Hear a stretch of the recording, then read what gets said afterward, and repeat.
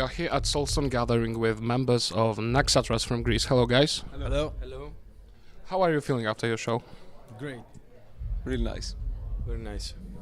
The first thing I wanted to ask, when you emerged a couple of years ago with your first album, the really intense hype build-up, literally almost everyone in the stoner psychedelic scene was talking about you, like you are the new big band that emerged from Greece. And do you feel that pressure? Well, yeah, of course. We have a lot of. I think our album has a lot of attention, and people loved it from the first time. And yes, we feel everything. We have a lot of pressure, you say. Yeah. I'm not exactly the tension on the album, but do you feel the pressure on yourselves that may be caused by this hype? A little bit, but it's not. It's just a productive thing. It's like productive stress to do something better than you did before. But it's nice overall. It's what keeps us creating. And when it comes to bands from Greece, especially in the stoner area, when I've talked with people, lots of people that either were touring with bands from Greece or been touring the Greece, said the stoner in Greece is almost like a religion. Why do you guys think? What is the magic that Greece has? I would say the sun, maybe. I mean, the weather maybe reminds of desert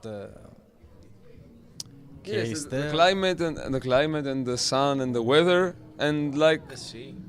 the But also maybe the political shit that's happening in Greece turns make people turn into rock and roll. I guess that's a reason. So they want to relieve that stress somehow. Yeah, or they just want to shout. they just Play loud music. music is the only thing that is one of the few things that can keep people going no matter what. So I guess that's why. And do you think in your music, the living in Greece, does it inspire you, or you are lining towards the more musical inspirations? Do you think the climate, the landscapes, the entire country somehow influences you? Yeah, of course. Yeah, even the light that exists in Greece, everything. I guess we would be inspired everywhere if we lived maybe in another country, but with a different reason. For a different reason, but I think the main reason for music is how you see the things around you. Yeah, not where you are, not only where you are.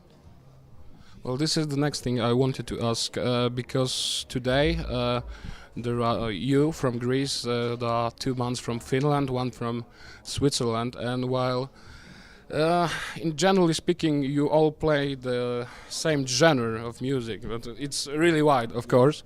Do you think the music itself somehow overlaps the borders, maybe?